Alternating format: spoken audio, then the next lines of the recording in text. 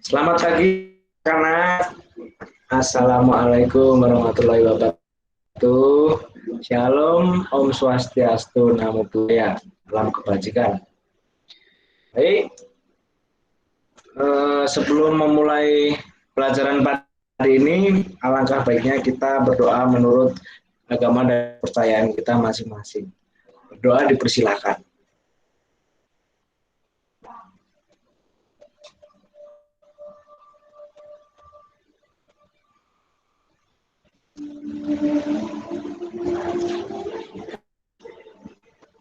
Cukup? Baik, kita absen ya, absen terlebih dahulu. Oh, pertemuan pertama ya dari kita ya, materi kita pertemuan pertama ini alat ukur mekanik presisi. Ya, gimana kabarnya semuanya anak-anak? Baik, Pak. Baik, Pak. Halo? Baik ya. Mari kita perkenalan dulu. Tiar Agustianto. Ya, Pak, saya Hadir ya. Ini sedang di mana ini? di rumah, Pak, ini. Baik. Kemudian ada Fatoni. Hadir? Hadir, Pak. Baik. Kemudian Daniel Agung Nugroho. Hadir, Pak. Baik. Kemudian ada Livia Amaradita. Hadir, Pak. Baik. Ya, kemudian mari kita masuk ke materi awal ya, dengan materi alat ukur mekanik presisi. Saya bagikan materinya.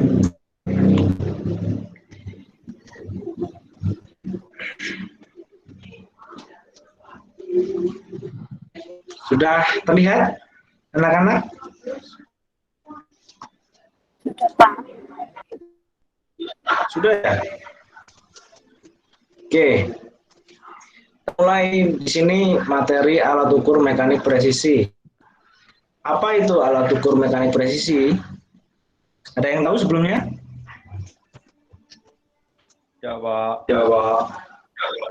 Apa itu alat ukur mekanik presisi? Tidak tahu, Pak. Oh, ada yang tidak tahu.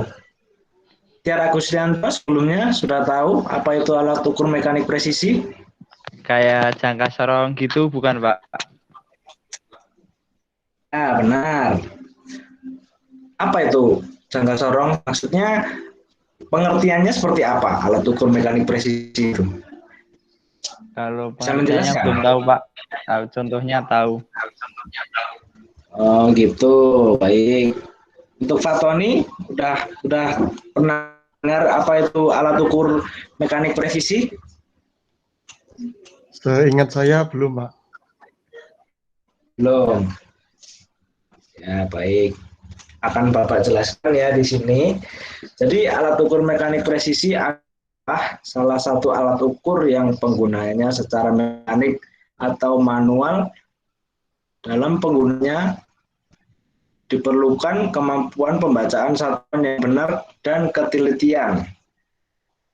Misalkan seperti mengukur panjang, lebar, kedalaman, diameter luar suatu benda, dan diameter dalam suatu benda.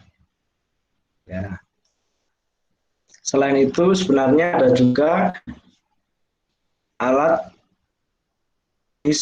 ukur lainnya seperti alat ukur elektrik dan alat ukur pneumatik. Namun saat ini tidak dibahas ya di pertemuan kali ini.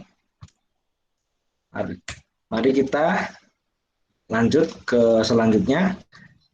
Contohnya ada jangka sorong. Pada jangka sorong terdapat skala, yaitu alat pembanding pada umumnya terdapat pada semua alat ukur yang tujuannya untuk mendapatkan hasil ukuran yang presisi. Sebelumnya sudah pada tahu belum nih gimana bentuknya jangka sorong? Ada yang sudah tahu? Sudah, Pak. Sudah, oke, sudah ya. Baik. Untuk yang lainnya sudah pernah lihat jangka sorong itu seperti apa? Jawab. Nah, baik. Jadi secara umum bagian jangka sorong itu ada dua, yaitu rahang tetap atau fix jaw, rahang gerak atau sliding jaw. Pada rahang gerak, skala noniusnya dapat digerakkan sepanjang bingkainya. Nah, jadi begini gambarnya. Ya, di sini ada contoh gambar dari jangka sorong. Rahang atasnya di sebelah sini, bisa dilihat? Bisa dilihat? Halo? Ya. Baik. Nah, ini bagian rahang atasnya atau rahang dalam. Di sini ada bab kunci rahang, ada skala utama, ada skala nonius. Nah, di bagian paling ujungnya ini ada tangkai ukur kedalaman. Untuk ukur kedalaman ya. Di sini ada rahang bawah atau rahang luar. Selain itu ya di sini nama lainnya ya. Ada beam atau batang rangka, lalu ada fixed jaw atau rahang tetap. Bagian-bagiannya ini ya, ada sliding jaw atau rahang gerak, main scale atau rahang skala tetap, vernier scale, skala nonius, clamping screw, baut pengencang, lalu ada tangkai ukur kedalaman. Ya, seperti yang sudah Bapak jelaskan tadi. Lalu contoh kedua yaitu ada meter skrup.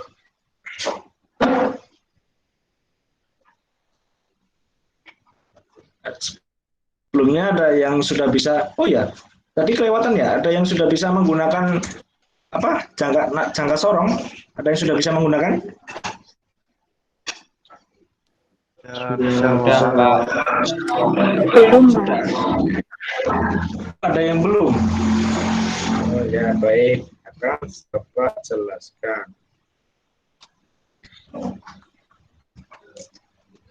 Misalkan ini ya, ini ada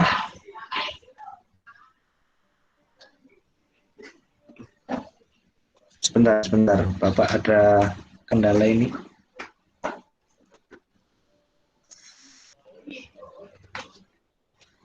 Halo? Halo? Halo, Pak.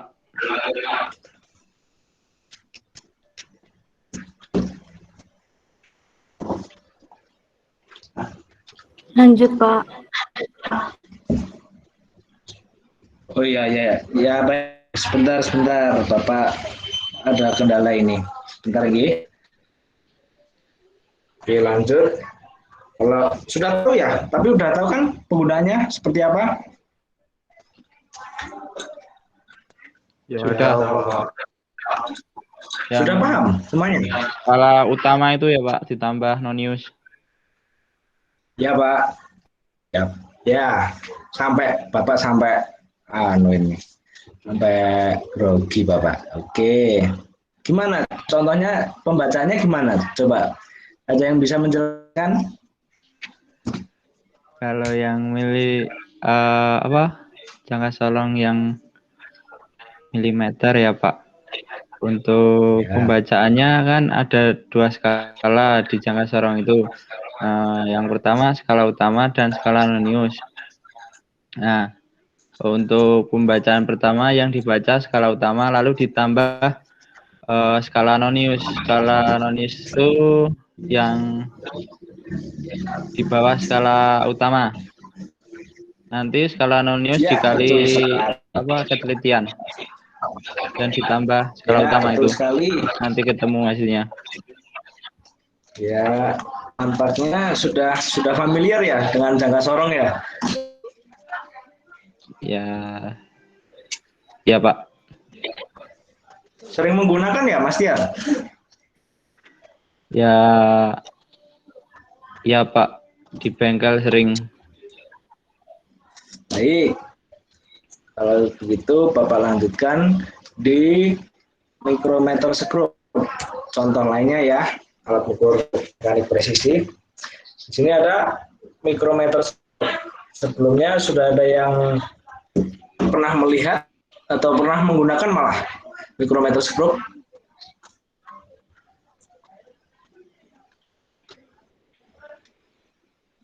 Halo? Belum kalau mikrometer Pak. Belum. Baik. Ya, Bapak jelaskan di sini.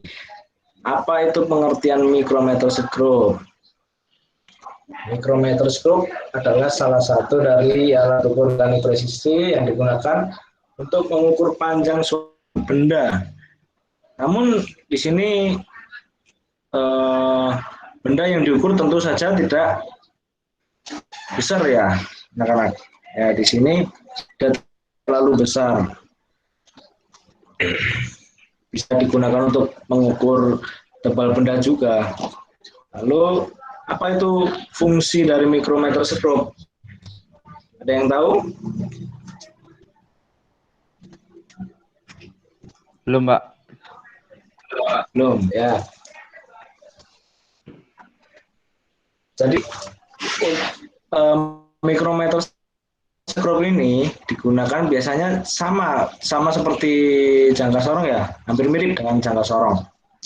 Namun ketelitiannya micrometer screw ini lebih teliti daripada jangka sorong. Ketelitiannya sampai 0,01 mm. Nah, di sini ada bagian-bagian micrometer screw, yaitu poros tetap, poros geser, skala utama, skala nonius, pemutar, dan pengunci. Lalu, ada yang tahu cara penggunaannya? Cara membaca hasil? Belum Pak. Bapak jelaskan dulu ya caranya, langkah-langkah menggunakan micrometer screw. Ya, yang pertama, pastikan pengunci dalam keadaan terbuka. Lalu lakukan pengecekan apakah poros tetap dan poros geser bertemu skala dan skala nonius menunjukkan angka 0 ya. Lalu buka rahang dengan menggerakkan pemutar ke arah kiri sampai benda dapat masuk ke dalam rahang. Lalu letakkan benda di antara poros tetap dan poros geser, lalu tutup kembali rahang sehingga tepat menjepit benda.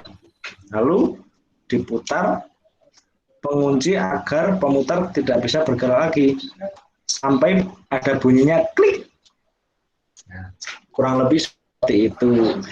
Apakah bisa dipahami materi ini? Bisa Pak. Baik, nah cara membacanya kurang lebih sama seperti yang Mas Tiar sebutkan tadi di jangka sorong. Itu lihat pada skala utama, kemudian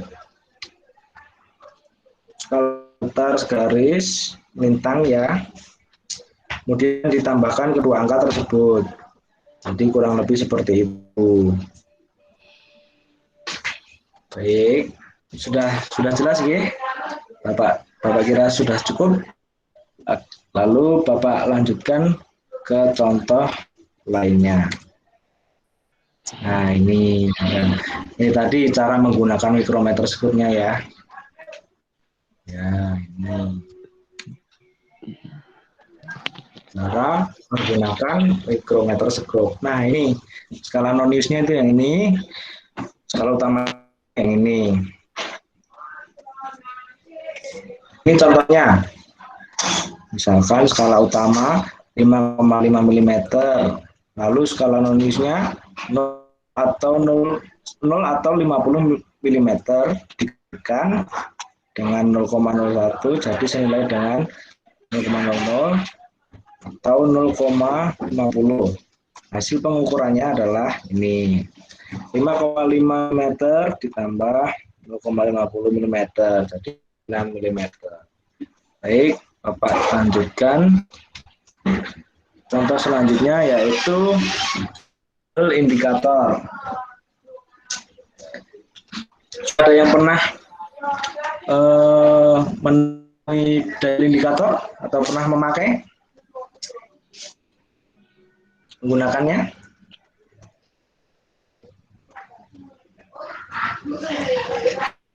Ya, Bapak jelaskan di sini bagian-bagian dari dial indikator nih. Bagian-bagian indikator terdapat beberapa bagian, yaitu jarum yang panjang. Jarum panjang biasanya akan langsung bergerak apabila bagian-bagian tertekan oleh benda yang akan diukur. Nilai pergerakan jarum tersebut tergantung pada nilai skala dari dial gauge. Jika nilai skala gauge 0,01 mm apabila jarum panjang bergerak dari angka 0 sampai angka 10, berarti nilai pergerakan jarum panjang tersebut adalah 0,01 mm kali 10, maka 0,10 mm. Lalu ada juga bagiannya yaitu jarum pendek yang bergerak satu ruas apabila jarum panjang bergerak dari angka 0 sampai dengan angka 0 lagi atau satu putaran, yang berarti pergerakan satu ruas dari jarum pendek adalah 0,010 mm dikali 100, maka 1 mm. Bidang sentuh terhadap benda kerja yaitu alat ini akan bergerak naik turun saat benda kerja bergerak dan bersentuhan terhadap bidang yang tersentuh tersebut. Nah, ini contoh hasil pengukuran dial indikator. Ya, ini bisa dilihat ya. Bisa, Pak. Baik. Nah, ini posisi jarum panjang ada di angka 6. Berarti dikali 0,01 mm, 0,06 mm. Posisi jarum pendek di angka 3. Maka 3 kali 1, maka 3 meter. Jadi hasil pengukurannya adalah 0,6 ditambah 3 mm. Maka 3,06 mm. Lalu contoh yang keempat adalah filler gauge. Filler gauge atau yang sering disebut dengan pengukur celah adalah salah satu alat ukur mekanik presisi yang digunakan untuk mengukur celah antara dua bagian. Filler gauge terdiri atas lembaran baja tipis yang memiliki presisi sampai 0,01 mm. Pada umumnya ketebalan antara 0,3 mm sampai 1 mm. Ya, baik. Kemudian ada hal-hal yang harus diperhatikan saat menggunakan filler gauge. Yaitu bersihkan tangan, pengukur celah, dan komponen-komponen yang akan diukur sebelum melakukan pengukuran. Kemudian ada bila salah satu bilah pengukur celah masih belum cukup untuk pengukuran, gabungkan 2 atau beberapa bilah sesuai kebutuhan. Tetapi usahakan jumlahnya sedikit mungkin. Kemudian sisipkan pengukur celah pada komponen dengan berhati-hati. Jangan membengkokkan atau merusak bilahnya. Nah, di sini perlu diperhatikan juga dalam penggunaannya, yaitu K3-nya ya. K3-nya ya sebagai contoh menggunakan sarung tangan, menggunakan sepatu safety, menggunakan wear pack, dan sebagainya. Yang kelima ada cylinder gauge. Apa itu cylinder gauge? Cylinder gauge adalah alat ukur mekanik yang juga menggunakan dial gauge ini. Jadi dialnya itu yang ini ya. Ada yang, kalau ada yang belum tahu, ini yang dinamakan dialnya. Cylinder gauge berfungsi untuk mengukur diameter bagian dalam dari silinder, lubang kedudukan poros, dan komponen lainnya secara lebih teliti. Untuk mengukur ini, alat pengukur ini dapat bergerak bebas dan jumlah gerakannya ditunjukkan oleh dial gauge. Nah, jadi jumlah gerakannya itu ada di sini ya, di dialnya. Kemudian jarak antara ujung pengukur dan replacement rod atau bantang ganti merupakan diameter benda yang diukur.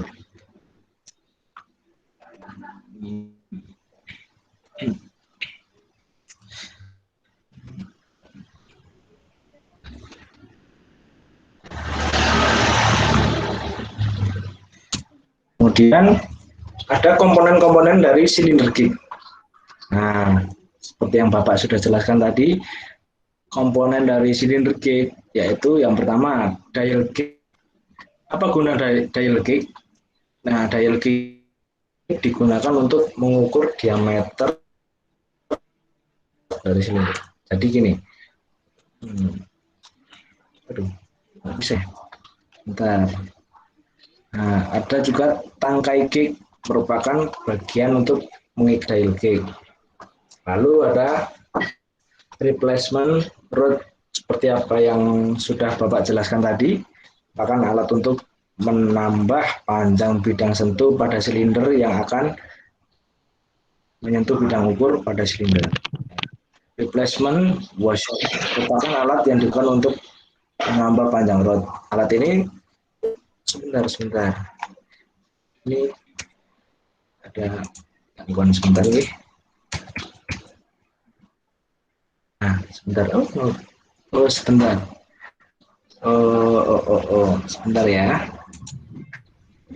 Jadi ini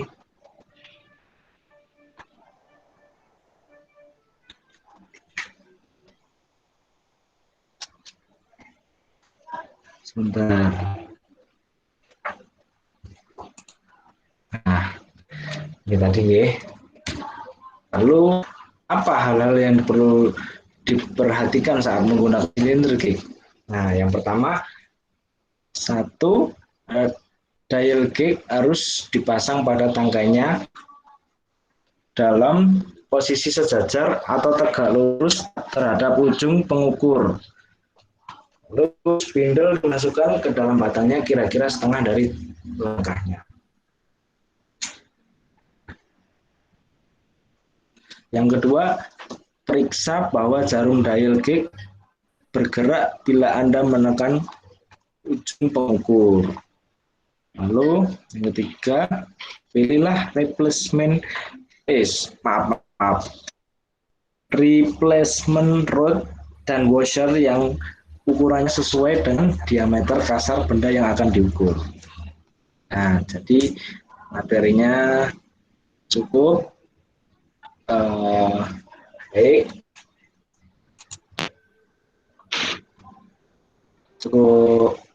Bapak kira cukup seperti itu materi untuk pertemuan pada hari ini, ya. Lalu kira-kira masih ada yang kurang jelas atau belum ya? Masih hadir semua? Tiara Agustianto?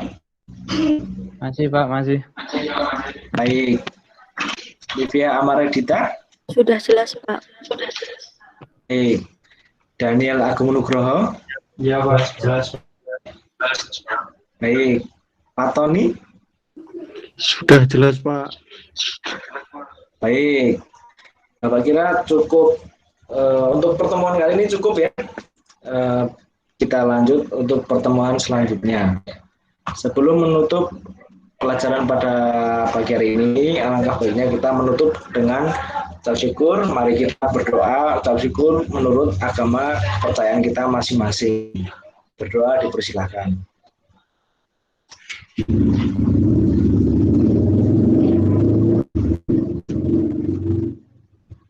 Cukup, Bapak akhiri. Selamat pagi. Assalamualaikum warahmatullahi wabarakatuh. Shalom. Om Swastiastu, Namo Buddhaya. Waalaikumsalam. Terima kasih, Pak. Terima kasih, Pak. Oke. Ya, sama-sama.